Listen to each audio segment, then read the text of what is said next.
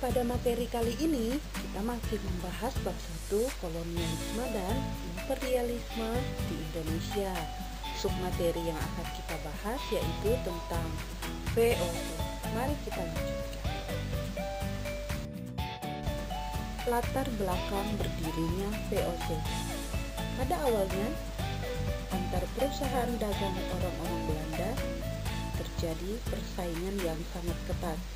Masing-masing mereka ingin memenangkan kelompoknya agar mendapat keuntungan yang lebih besar.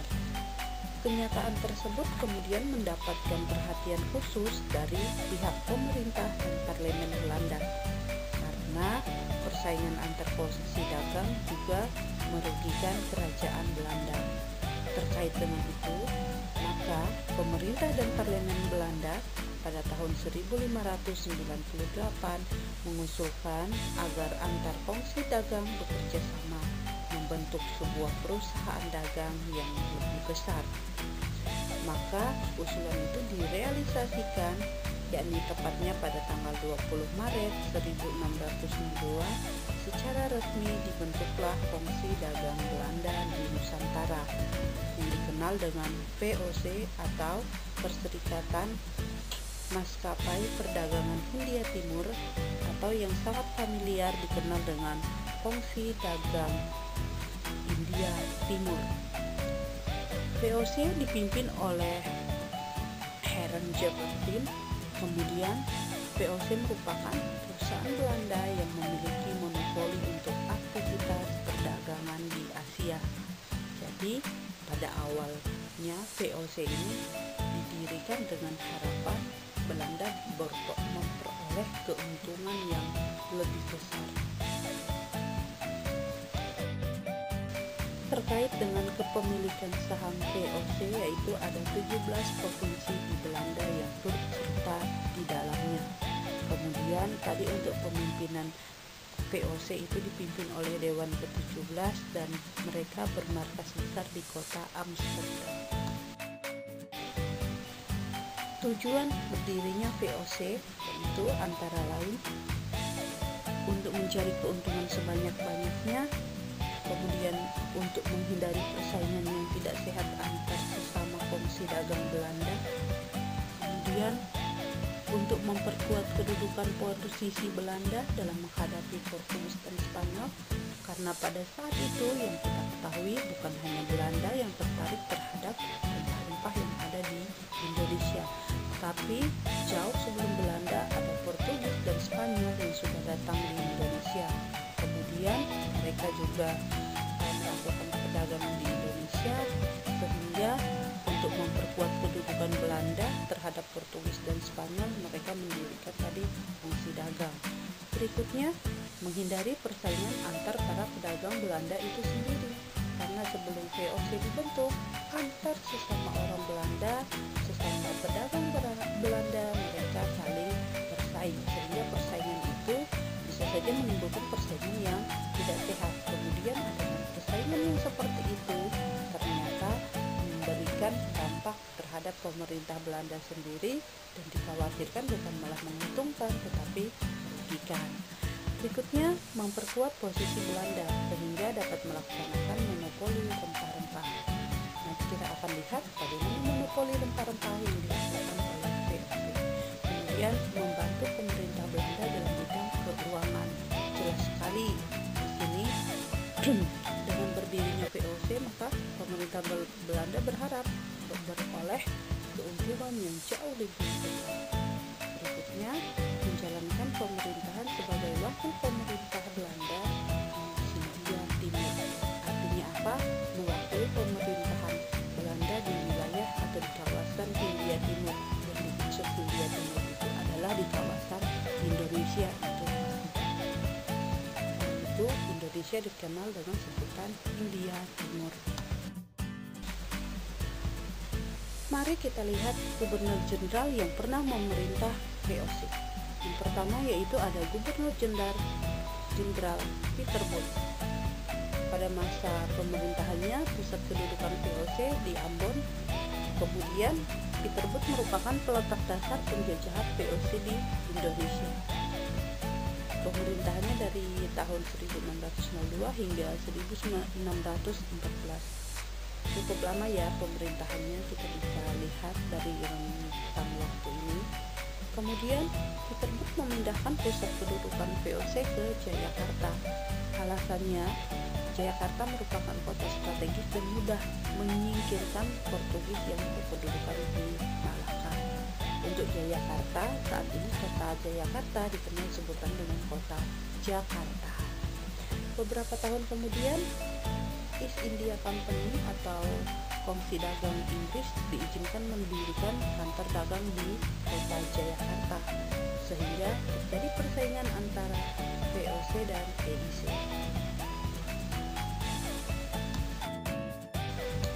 Berikutnya kepemerintahan Gubernur Jenderal Gerard Reyne. Pada masa pemerintahannya, Gubernur Jenderal ini melakukan pendudukan Pulau Ai di Kepulauan Banda untuk mengusir Inggris dan mengontrol monopoli pala di pulau itu. Karena yang kita ketahui, di tahun 1614 itu Inggris juga sudah mulai masuk ke wilayah Indonesia dan kongsi dagangnya. Kemudian hal itu menjadi ancaman tersendiri bagi VOC. Kemudian tadi VOC berusaha untuk memperkuat kedudukannya dengan harapan mereka bisa mengusir Inggris. Kemudian Gubernur Jenderal Gerard juga merupakan orang pertama yang mengusulkan perbudakan di tanah Hindia Belanda atau di wilayah Indonesia.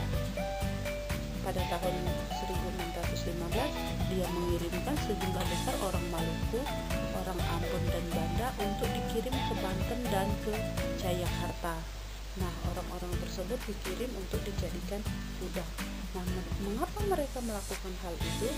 Dengan harapan kalau misalnya VOC itu menggunakan tenaga kerja yang didatangkan langsung dari Belanda, itu mereka harus membayar dengan upah yang jauh lebih besar. Tetapi ketika mereka menggunakan orang lokal kemudian dijadikan budak, dengan harapan itu mereka bahkan bisa mempekerjakannya sebagai pekerja paksa. Nah, sehingga hal itu harapannya memotong biaya operasional dan itu memberikan keuntungan terhadap VOC.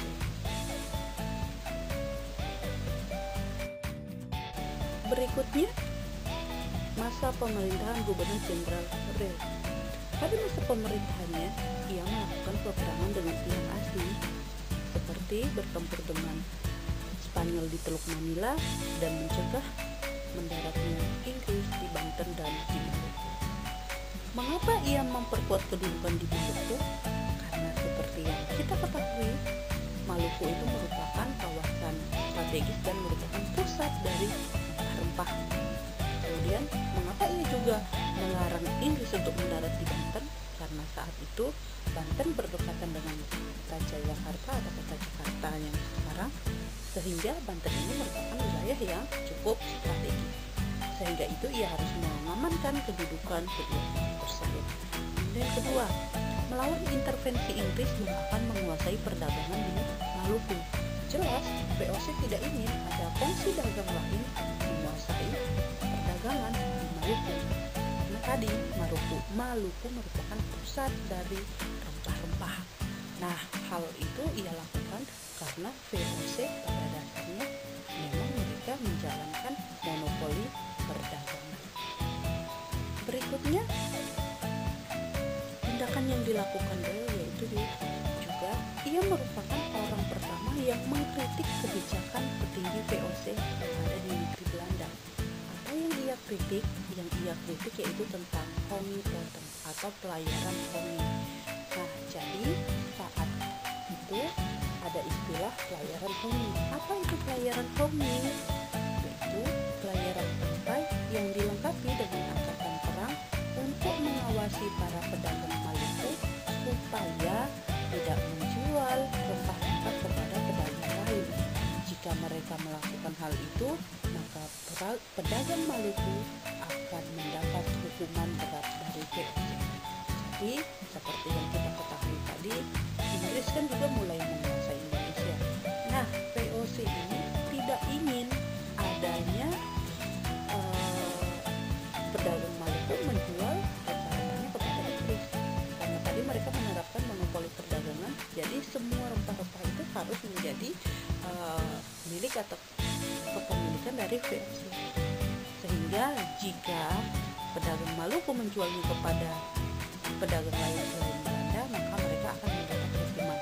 Nah, hukuman itulah yang disoroti oleh Gubernur Jenderal Rel, karena ia melihat bahwa hukuman itu dalam tanda petik sangat menyiksa dan menyengsarakan rakyat, sehingga ia mengkritik kebijakan yang dikeluarkan oleh pemerintah Belanda terkait dengan komunis.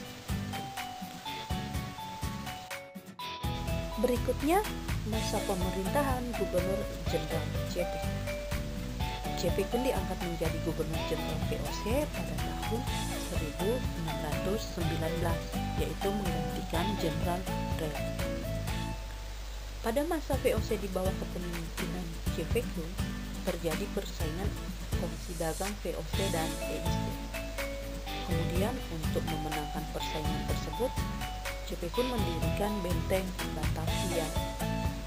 Berikutnya JP Kuhn juga menghasut Rana Nanggala untuk memecat Pangeran Jayakarta dan menutup izin PIC. Jadi tindakan yang dilakukan JP Kuhn ini yaitu memblokade agar kongsi dagang Inggris yang diwakili oleh EIC tadi tidak melakukan perdagangan di kawasan India Timur atau Indonesia. Kemudian pada tanggal 31 Mei 1619, VOC memperoleh hak penuh atas kota Jayakarta. Kemudian nama Jayakarta diubah menjadi Batavia. Jadi kalau kita ketahui, sebelum menjadi kota Jakarta, dulu nama Jakarta adalah Jayakarta. Kemudian pada masa Belanda, khususnya masa VOC ini diubah menjadi kota Batavia. Kemudian sekarang kita kenal dengan kota Jakarta. Berikutnya masa pemerintahan Pieter van der Thiem. Setelah JP Kuhn berhasil membangun kota Batavia dan meletakkan dasar-dasar penjajahan di Nusantara, pada tahun 1623 JP Kuhn kembali ke negeri Belanda. Kemudian kekuasaannya ia serahkan kepada Pieter. Nah, Pieter mulai memerintah di tahun 1623. Apa yang dilakukan oleh Pieter pada masa pemerintahannya? Ia cukup sukses dalam menghasilkan rempah-rempah dagang rempah-rempah untuk VOC. Jadi saat itu rempah-rempah yang ada semua itu dikemas dengan sangat baik oleh Pieter, kemudian dikirim ke negeri Belanda, sehingga tadi dikatakan ia cukup sukses dalam menghasilkan dagang rempah-rempah. Kemudian pada tahun 1627, atas permintaan dari pimpinan VOC yang ada di negeri Belanda, JP Kuhn kembali didatangkan ke Batavia. Jadi JP Kuhn kembali diminta datang ke Batavia, dan untuk yang kedua kalinya ia diangkat sebagai Gubernur Jenderal untuk menggantikan Pieter. Dalam melakukan monopoli perdagangan di kawasan Hindia Timur, saat itu VOC memiliki hak khusus atau yang dikenal dengan hak oktroy. Apa saja hak oktroy? Kita akan lihat bersama.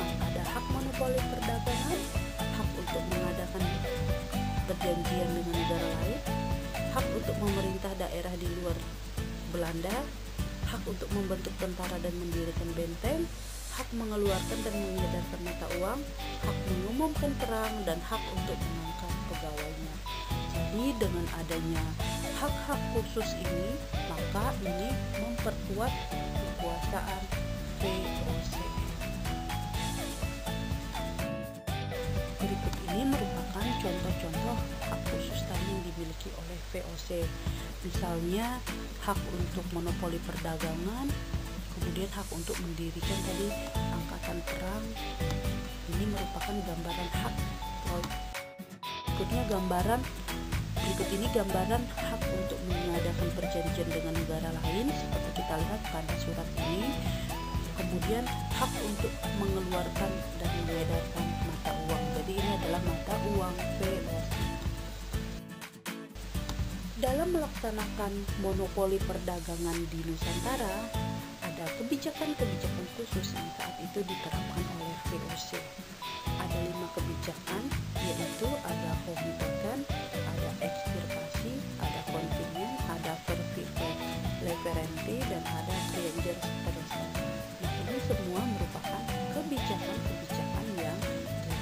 oleh VOC ketika mereka melakukan pemerintahan di Indonesia dan ketika mereka melakukan monopoli perdagangan.